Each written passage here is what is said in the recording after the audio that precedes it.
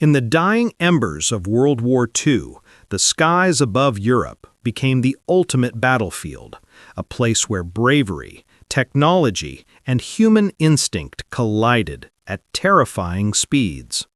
Among the countless duels that defined those final years, one rivalry stood apart, a story not just of machines, but of men. The German Luftwaffe's proud aces, flying their sleek Messerschmitts and Focke-Wulfs, once ruled the heavens. They were fast, precise, and deadly, masters of aerial warfare. But across the Channel, a new predator was waiting, a beast of steel and thunder, a flying fortress with a roar that shook the clouds, the American P-47 Thunderbolt. To the Germans, it was a mystery at first, a bulky machine that looked far too heavy to dance with their agile fighters. They laughed at it, mocked its weight, and doubted its speed. But what they didn't know was that behind that thick armor and thunderous engine was a machine built to endure, a fighter that could take a hit, strike back harder, and still make it home. The P-47 wasn't just an aircraft, it was a statement of power, resilience, and sheer determination. This is the story of what happened when arrogance met innovation, when skill clashed with strength. On one side stood the proud German ace, confident, seasoned, and carrying the pride of a fading empire on his shoulders. On the other, an American pilot, young, relentless, and backed by a nation that refused to back down. Their encounter in the sky wasn't just another dogfight, it was a duel between philosophies, between two worlds built on opposite ideals of war. In the thin air at 20,000 feet, speed and fire weren't enough. Only instinct and courage decided who lived to see another dawn. The Messerschmitt Bf-109, sleek and deadly, met the P-47 Thunderbolt, armored, roaring, and unyielding. Every burst of gunfire, every roll and dive echoed the desperation of men fighting not just for victory, but for respect. And when the smoke cleared, what remained wasn't hatred, it was understanding. Because in those final moments, both pilots realized that the enemy they faced in the sky was not so different after all. The morning sun crept slowly over the misty edges of the Bavarian airfield, its light spilling across the corrugated iron roof of the Luftwaffe hangar like liquid gold. The war had aged the sky. It no longer felt like the realm of freedom or beauty, but a stage for iron beasts and burning trails. The sound of boots echoed against the concrete, mingled with the faint whir of mechanics testing engines and the rhythmic clanging of wrenches. The air was sharp, smelling of oil, steel, and tension. Inside the hangar stood a dozen men, young yet worn, their blue-gray uniforms creased with fatigue and pride. Among them, Hauptmann Erich Keller, the ace of the squadron, leaned casually against the fuselage of his Messerschmitt Bf-109, cigarette hanging from his lips, his laughter echoing like a knife through the still morning. "Have you heard what those Americans are flying these days?" he said, smoke curling from his mouth as he glanced toward the others. "They call it the Thunderbolt, a flying refrigerator with wings." The group burst into laughter. Mechanics paused, exchanging amused looks. Eric's grin widened. "A plane that heavy cannot dance in the sky. It is like a cow trying to fly." Oberleutnant Franz Hartmann, younger and less sure of himself, managed a weak chuckle. "But they say it's powerful, Herr Hauptmann. Its guns are—" "Powerful?" Eric interrupted, flicking ash to the floor. "Powerful means nothing when you can't turn, can't climb, and can't fight like a falcon. I've faced Mustangs, Spitfires, Lightnings, all deadly birds. But this P-47, it's a joke, a thunderbolt that misses its own lightning." The laughter rose again, filling the hangar with youthful arrogance. Yet beneath the sound was the faint hum of the massive machine sleeping just outside, the heartbeat of war itself. Outside, the wind whispered through the grass, carrying the far-off drone of engines. Somewhere beyond the hills, another squadron prepared to take flight, another day's battle written in the smoke above Europe. Eric's voice carried authority born of survival. He had 32 confirmed kills, a chest full of medals, and eyes that had seen the fire of too many skies. To the younger pilots, he was a living legend. To the mechanics, a symbol of the old breed, the knights of the air. But even legends had cracks beneath their shine.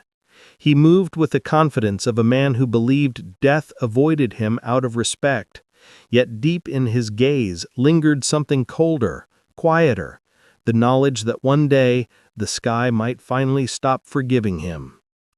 He stubbed out his cigarette and ran a hand along the wing of his Messerschmitt.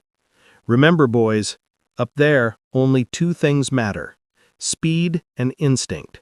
Those Americans rely on engines and armor, we on skill. That's why they'll always be chasing us, never catching. A voice came from the far corner of the hangar, soft, measured. Perhaps, Herr Hauptmann, but sometimes armor survives what skill cannot. The words belonged to Lieutenant Otto Weiss, the squadron's technical officer. He was not a man of glamour, but of quiet precision, always lost in his notes, his spectacles glinting under the flickering hangar lights. Eric turned toward him, a smile still curling his lips. "Otto, you two worry too much. You spend all day with blueprints and engine charts. You've forgotten how to feel the sky. You can't calculate instinct." Otto shrugged. "Maybe not, but numbers don't lie. The Thunderbolt climbs faster than you think. It carries more ammunition, more protection. You can laugh, but the Americans are learning fast." Eric waved him off. "Let them learn. The day an American plane outflies me, I'll retire and start farming potatoes." The laughter returned, but this time it was thinner, forced. Some of the younger pilots exchanged glances. The war was changing. Every week the Allies grew bolder, their formations thicker, their machines faster. Whispers of losses filled the radio chatter. Aces gone missing, airfields burned, territories slipping away. Even the most confident jokes now carried the taste of desperation.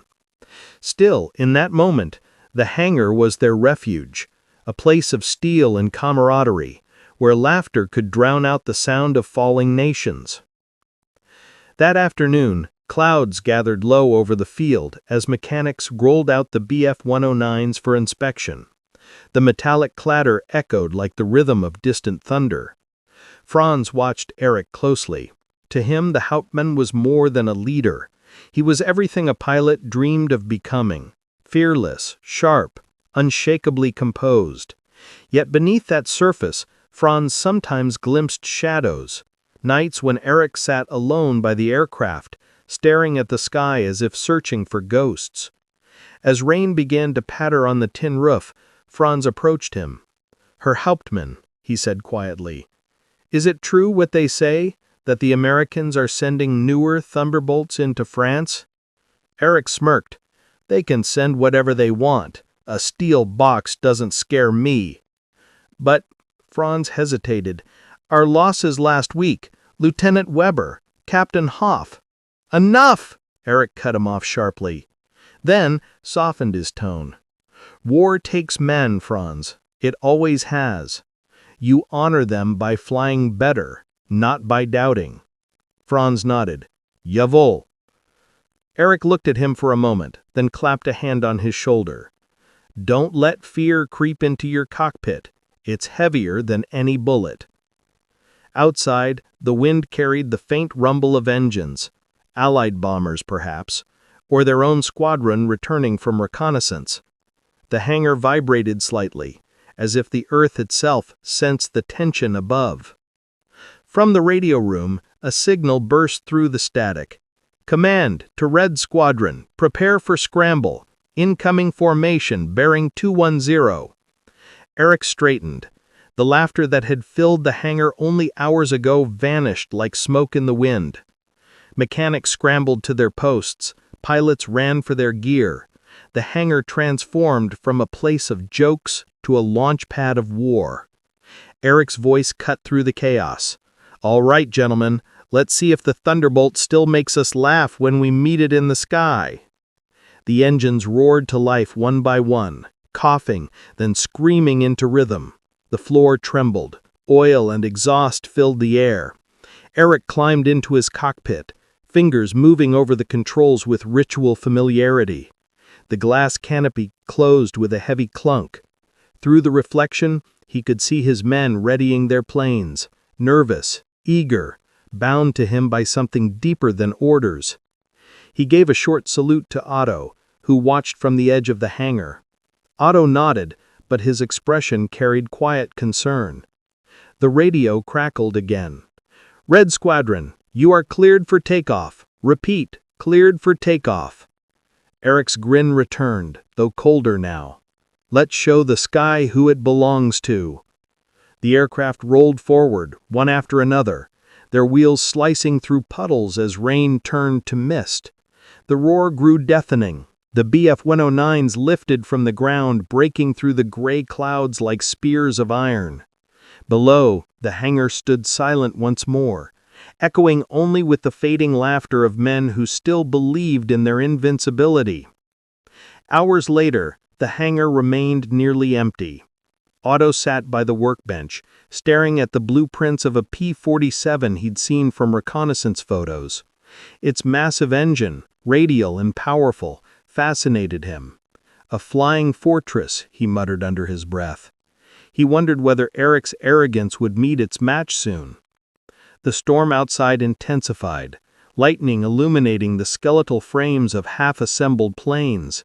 Each flash revealed a new detail: the mechanic's tools left scattered, the oil-streaked floor, the flag hanging limp above the entrance.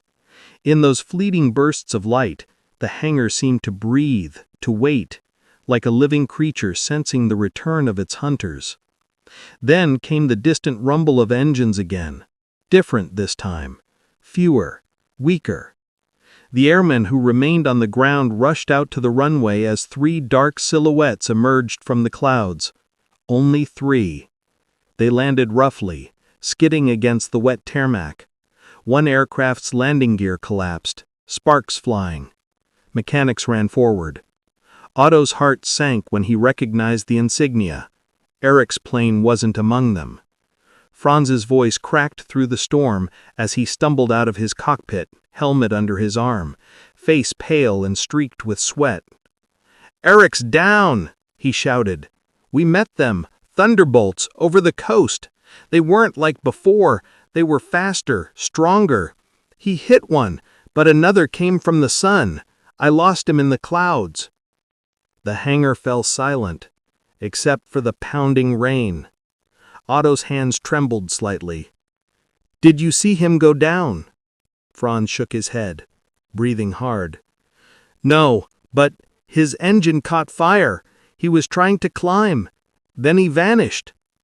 Outside, the storm roared louder, drowning the sound. The night was restless over the broken forest, where Eric Keller's wrecked Messerschmitt lay half-buried beneath the rain-soaked soil, its once proud wings now twisted like torn parchment against the pale light of dawn.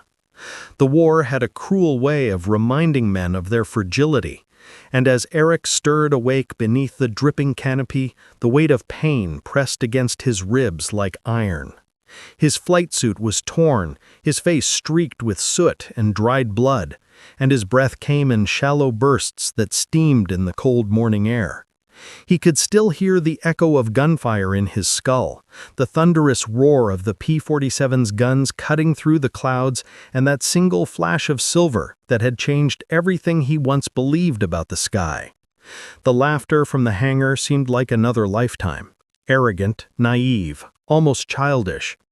Now there was only silence, broken by the occasional crack of branches as he stumbled out of the wreckage. The smell of gasoline hung thick. and somewhere deep inside, his pilot's instinct screamed for him to move before the plane exploded. He dragged himself away from it, collapsing against a tree, rain seeping into his clothes. His hands trembled, not from the cold, but from disbelief. The thunderbolt he had mocked had danced through the air with power and grace, shrugging off hits that would have sent any Messerschmitt spiraling to its death. It had been like fighting a storm, and for the first time in years, Eric had felt outmatched. He reached into his pocket and pulled out his lighter, a small silver one engraved with his initials. The flame flickered weakly, then died. He laughed softly, the sound hollow in the mist. "So the thunderbolt laughs now," he murmured. The forest around him remained still, save for the distant rumble of engines overhead. He looked up, squinting through the fog, but saw nothing. Maybe friendlies, maybe enemies. It didn't matter anymore. In war, the sky belonged to no one for long. He pushed himself upright, clutching his side, and began walking toward the faint glow of light breaking through the trees. Each step was agony, but his pride refused to let him stop. The call to the sky was still inside him, burning louder than pain or reason. Somewhere his squadron would be wondering if he was alive. Somewhere the war waited for him to return. Meanwhile, back at the airfield, dawn brought no peace. WWII stood by the hangar doors, his coat pulled tight against the morning chill. The reports from the previous day were grim. Keller missing, half the squadron damaged, 2 pilots dead. The mechanics moved like ghosts, avoiding each other's eyes. Even Franz, usually eager to talk, sat silently by the radio table, waiting for a signal that would never come. "He's alive," Franz muttered, staring at the static. "He has to be." Otto didn't answer immediately. He'd seen too many young men cling to hope until it broke them. But still, a part of him wanted to believe it too. Eric Keller wasn't the type to die quietly. The man's arrogance was matched only by his stubbornness. If anyone could crawl out of a burning plane and keep going, it was him. Otto exhaled slowly. "Prepare another patrol," he said. "We'll search the sector near the last engagement point." Franz looked up, startled. "But command hasn't approved." "Then we won't wait for command," Otto said firmly. "You heard him yesterday. He'd do the same for any of you." There was a pause. Then Franz nodded, determination flickering in his eyes. "Jawohl." The men moved quickly, fueled by something deeper than orders. Loyalty, perhaps guilt, or the quiet fear that heroes could vanish as easily as smoke. Outside, the engines coughed to life, sending vibrations through the damp ground. Otto watched as the first plane rolled toward the runway, its propeller slicing the morning fog. "Find him," he whispered under his breath, "or bring back what's left." Back in the forest, Eric had reached the edge of a muddy road where 2 abandoned trucks sat rusting beside a fallen tree. The insignia on their sides was barely visible, covered by grime and bullet holes. He approached cautiously, scanning the sky. His survival instincts had returned, cold and sharp. War had stripped him of many things, but not that. He found a half-empty canteen in the back of one truck and drank greedily. Then, spotting a broken radio, he climbed inside, fumbling with the dials. Nothing but static. He cursed softly in German, slamming his fist against the panel. "Verdammt!" The sound echoed through the woods. For a long moment he sat there in silence, staring at the empty seat beside him. He imagined Otto, Franz, the hangar, the laughter, all fading into the distance. He had mocked the Americans, mocked their machines, mocked their courage. Now he realized the truth. The sky didn't care about pride, it only respected survival. He closed his eyes and leaned back, exhaustion overtaking him. But just as he began to drift into uneasy sleep, a low drone stirred the air. It grew louder, closer, multiple engines. His eyes snapped open. He crawled out of the truck and looked upward. There, cutting through the clouds, came the unmistakable silhouettes of aircraft, P-47 Thunderbolts, their silver bodies gleaming in the rising sun. His heart froze. The morning haze hung low over the vast patchwork of French countryside, as Hauptmann Erich Keller lifted his gaze toward the dull silver horizon, his breath misting in the cold cockpit as the Bf-109's engine rumbled to life beneath his gloved hands. The hum of machinery was almost like a pulse, deep and rhythmic, echoing in his bones as he taxied down the makeshift runway lined with frost. Around him, ground crews moved like ghosts, faces pale and tight with exhaustion, the metallic clang of tools ringing faintly against the sharp wind. War had reduced the airfields of France to little more than skeletons of their former glory, rows of patched-up fighters, mud-caked trucks, and tired men who no longer cheered for victory but for survival. Yet, despite the fatigue that haunted his eyes, Eric felt something stir in his chest today. A spark, faint but undeniable, the same thrill that had once defined his youth in the Luftwaffe, when flying meant glory, not attrition. As the control tower crackled with commands, his wingman's voice came through the radio, breathless with adrenaline. "Eagle Leader, this is Falcon 2. Radar shows movement eastbound, low altitude, fast, likely thunderbolts." Eric's lips curved slightly. So it begins, he thought, tightening his grip on the stick. "Roger, Falcon 2. Stay on my wing. Let's show them what a Messerschmitt can still do." The propeller roared louder, slicing through the dawn mist as the aircraft leapt into the air, climbing steeply into the open sky. The clouds were thick, layered like smoke, and the rising sun turned them into molten gold. Below, the earth was a quilt of villages, rivers, and ruins. Keller's squadron, what was left of it, formed a loose V behind him, their engines coughing black trails as they gained altitude. The radio hissed again. "Command confirms. 12 P-47 Thunderbolts heading north. Formation tight. Altitude 5,000. 12. A fair fight, he mused grimly. The Thunderbolt, that massive, rugged American brute, had become the bane of German pilots. A flying tank that could dive faster, hit harder, and survive damage that would shred most fighters to ribbons. Yet Eric respected them. They were beasts of steel and courage, piloted by men who understood death was part of the job.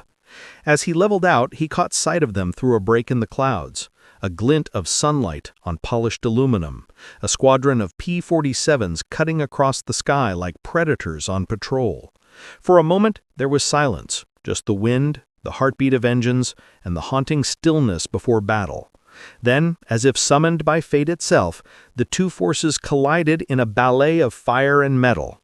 Keller pushed his throttle forward, his Messerschmitt shuddering as it dove headlong into the formation. The world blurred, tracers streaked past his canopy, shells exploded like bursts of white fire, and the radio erupted with shouts in German and English alike. He felt the sky shake around him. "Falcon 2, on your left!" someone yelled, and Keller jerked the stick just in time to see a Thunderbolt flash by, guns blazing, its rounds tearing through the empty air where he had been a second earlier. His instinct screamed. He rolled, dove, and fired, his cannon spitting bursts that caught the American's tail. Smoke bloomed. "Hit confirmed!" Otto's voice cracked through the chaos, triumphant yet cautious. "Don't celebrate yet," Keller growled. "They'll circle back." And they did. Fast, relentless, diving with the sun behind them. Keller felt the familiar rush of adrenaline, that old intoxicating rhythm of war, the heartbeat of war. Every motion was instinct now. Throttle, rudder, trigger, dive. A Thunderbolt swooped toward him, huge and gleaming, its 8 machine guns blazing a storm of lead. Keller yanked his stick, the Messerschmitt screaming as it twisted into a climbing turn, the bullets grazing his wing like sparks. He caught a glimpse of the American pilot, a young man, calm-faced, focused, and in that fleeting second their eyes met through the blur of glass and sunlight. Then they were gone, crossing paths in a blur of motion. The air smelled of oil and cordite. The sky roared with engines and gunfire. "Falcon 2 is hit," the radio barked. Keller glanced left. Otto's plane was trailing smoke, losing altitude fast. "Bail out," Keller ordered, but the reply came weak, coughing. "Can't." Controls are jammed! Without thinking, Keller dove after him, ignoring the bullet snapping past his fuselage. The ground rushed closer, the field spinning beneath him. "Come on, Otto! Pull up!" he shouted, though the radio hissed only static.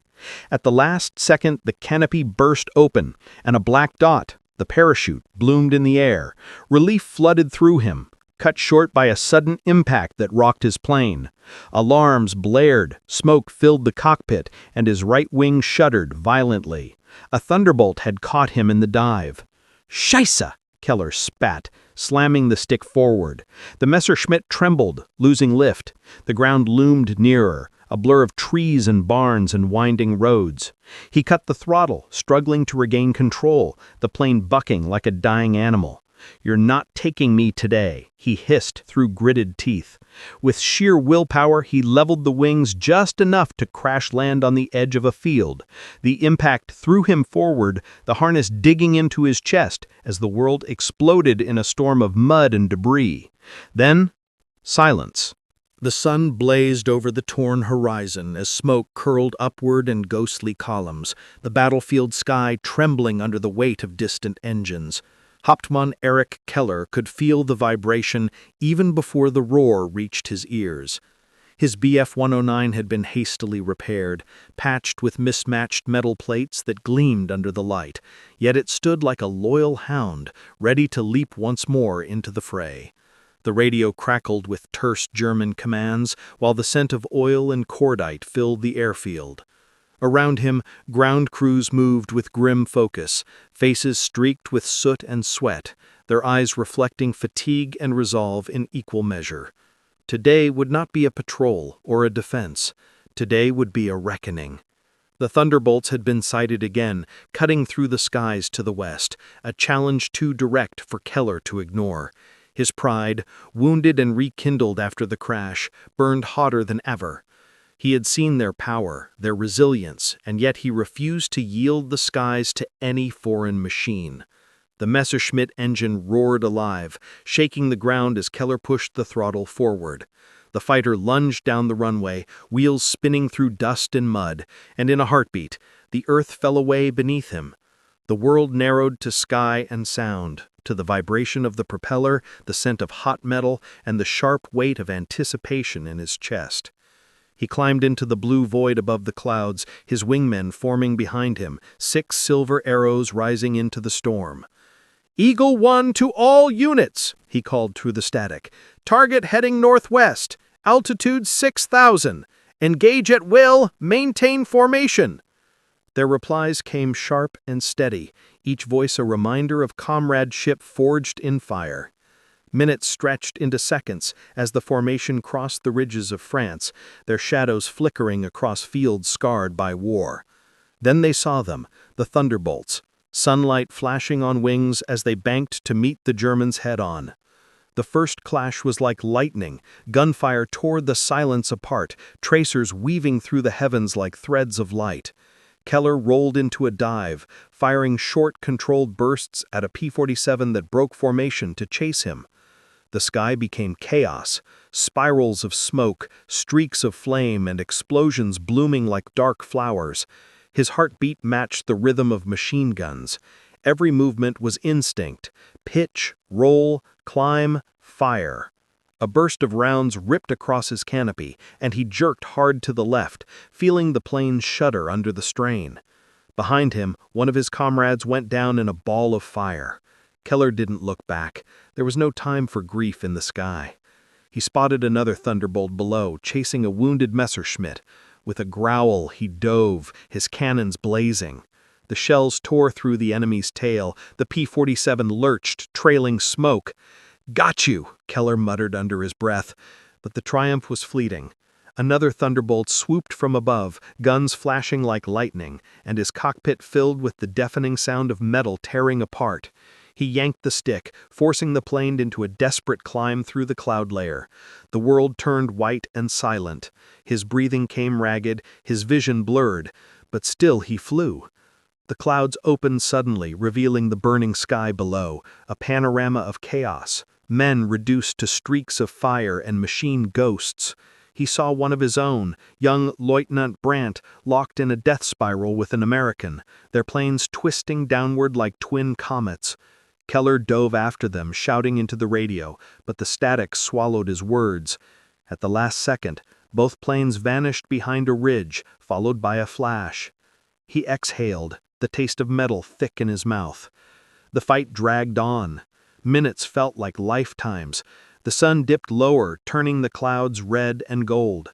Keller's ammunition was nearly spent, his fuel gauge trembling near empty, yet he refused to retreat. He banked hard and found himself face to face with another thunderbolt, so close he could see the pilot's eyes, blue, calm, determined. For a heartbeat, they flew parallel, each staring into the other's soul, two predators who understood that neither would survive forever. Then they turned toward each other, guns roaring. The sky erupted once more. Keller's round struck the Thunderbolt's fuselage, flames burst from its engine, but not before its own bullets shattered his left wing. The world spun. Wind screamed through broken metal. The Messerschmitt tumbled, smoke pouring from every seam. "Not yet," Keller gasped, fighting the controls. His hands were slick with blood, his body numb from shock. But somehow, the plane leveled, wounded, barely alive, but flying. The burning Thunderbolt drifted below him, its pilot ejecting just before the explosion. For a moment, suspended in that twilight between life and death, Erich Keller felt something close to peace. He had faced the enemy, met his equal, and survived the storm. The radio crackled weakly, Otto's voice, distant, calling for survivors. Keller turned his plane toward the fading sun, smoke trailing behind him like a dark banner. Below, the fields of France lay quiet again, littered with the ghosts of steel and fire. The war would rage on, but in that hour the sky belonged to no one. Not to Germany, not to America, only to the fallen whose courage had written their names into the wind. The clouds hung low like bruises across the sky as Erich Keller's crippled Messerschmitt limped over the countryside, its engine coughing in protest with every mile. The air smelled of smoke and oil. His hands trembled on the control stick as fatigue gnawed at his bones. He had fought too long, lost too much. Below him, fields blurred into streaks of green and brown, France fading beneath the weight of war. The radio had gone silent hours ago. His squadron, his comrades, were gone or scattered. And now, the only sound that remained was the weary heartbeat of the engine and the wind shrieking through shattered panels. Pride had once carried him through every battle, that arrogant belief that skill and courage alone could bend fate to his will. But fate, he was learning, was merciless. Pride was a fragile armor, and his had cracked the moment he saw the thunderbolts rise again from the clouds, relentless, untamed. He remembered the first time he had laughed at them, the hangar echoing with his mockery. And now, those same machines haunted his dreams, their guns singing the song of vengeance in the sky. The engine stuttered, then roared one last time before falling quiet. Keller's pulse raced. He adjusted the flaps, coaxing the aircraft toward a field bordered by skeletal trees. The wheels touched down hard, skidding through mud before the plane lurched to a stop. Silence. He sat there for a moment, breathing, listening to the distant thunder of war. When he finally climbed out, the wind hit his face like a slap. He staggered forward, boots sinking into the wet earth, the wreck of his fighter smoking behind him. There was a farmhouse on the horizon, half collapsed, windows shattered. He made his way there, his breath shallow, his thoughts a blur of smoke and memory. Inside, the remnants of a family's life lay scattered. A broken clock, a child's toy, an overturned chair. He sank to the floor, exhaustion washing over him like a tide. For the first time in years, he allowed himself to feel, not anger, not duty, but sorrow. The ghosts of all he had lost pressed close, Otto's laughter, the faces of his fallen comrades, the eyes of the young Thunderbolt pilot he had shot down. Pride had blinded him to the truth that war devoured everything, friend and foe alike. He was no hero. He was a survivor in a world that no longer cared for victory, only endurance. Night fell, bringing with it the drone of engines high above.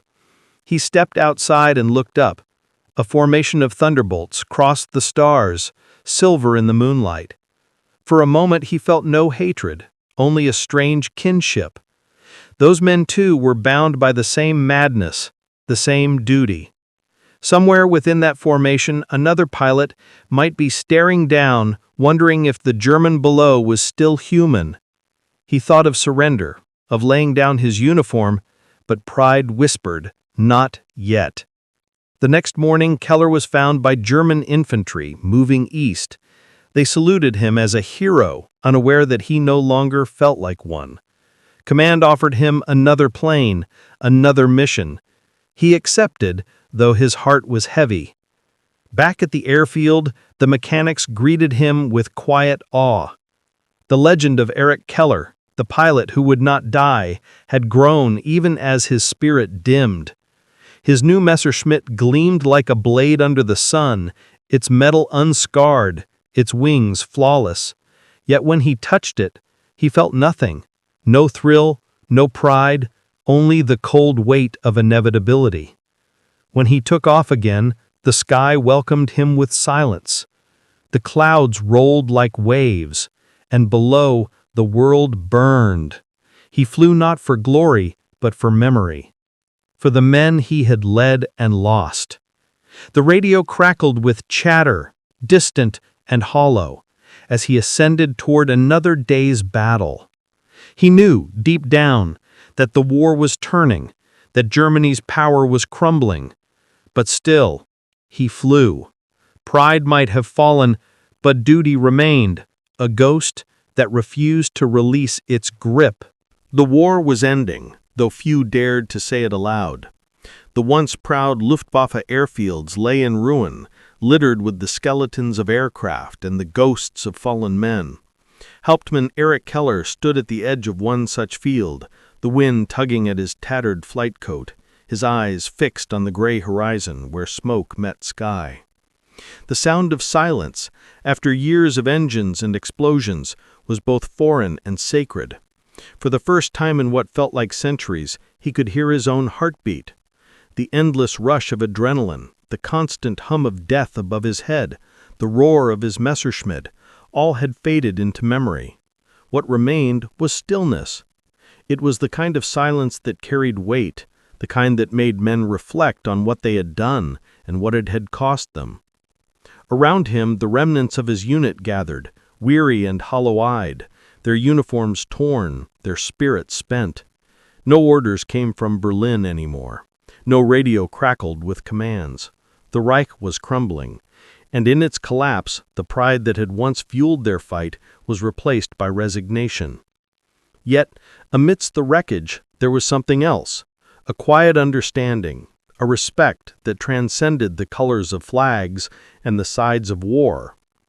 Keller had seen the enemy up close. He had looked into the eyes of Thunderbolt pilots, men who fought with the same fear, the same fire, the same will to live. In their courage, he found reflection, not opposition. In their victories, he saw not humiliation, but proof of shared humanity. As he walked among the ruins, the sun began to rise, casting light over twisted metal and shattered dreams. A few yards away, a captured P-47 lay half buried in the mud. Its American insignia faded, but still visible. Keller approached it slowly, almost reverently, his boots crunching over debris. It was strange, he thought, how much he had hated this machine, how much of his pride had been forged in the fire of that hatred. Now, touching it, he felt none of that old bitterness, only respect. The plane had been his rival, his equal, his mirror. It had tested him, defined him, broken and rebuilt him. The pilot who had flown it was gone now, buried somewhere under the same sky they had shared. Keller removed his cap and bowed his head in silence. The men watching him followed suit. There were no speeches, no tears, just quiet, and the wind carrying the echo of their acknowledgement. This was not defeat. It was closure.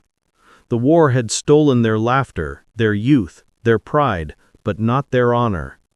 Keller had learned that true warriors did not fight for flags or fame. They fought for each other, for survival, for the respect of those who understood the burden of the sky. When he finally looked up, he saw movement in the distance, American jeeps approaching, their flags fluttering softly in the morning light. He did not reach for his pistol. None of his men did. They stood silently, waiting. The first jeep stopped a few meters away, and from it stepped a man in a flight jacket, his face partly hidden beneath a helmet. Keller's heart skipped when he saw the insignia, the Thunderbolt Squadron. The man walked toward him, cautious but unafraid. For a long moment the two pilots stared at one another, the air thick with unspoken history. Finally, the American raised his hand in salute. Without hesitation, Keller returned it. In that simple gesture, everything that words could not express was said. The acknowledgement of courage, the forgiveness of enemies, the acceptance of fate. "It's over," the American said quietly. Keller nodded. "Yes," he replied, "and we're still here." The two men stood there, surrounded by the ruins of everything they had once fought to protect, and for a fleeting moment the war felt far away. They spoke little after that. Words would have only diminished the gravity of their silence. When the Americans began to escort the Germans from the airfield, Keller turned one last time toward the horizon. The sun had fully risen now, golden and merciful. He thought of Otto, of Brandt, of the countless names etched into the ledger of the dead. He thought of the laughter in the hangar so long ago, of the arrogance that had once blinded him. And he thought of the P-47 pilots who had fought with honor until the very end. War, he realized, was never truly about winning. It was about surviving long enough to remember why you fought at all. As the convoy moved slowly down the dirt road, Keller watched the airfield fade behind him. In the distance, a single bird rose into the sky, free, unbound by nations or commands.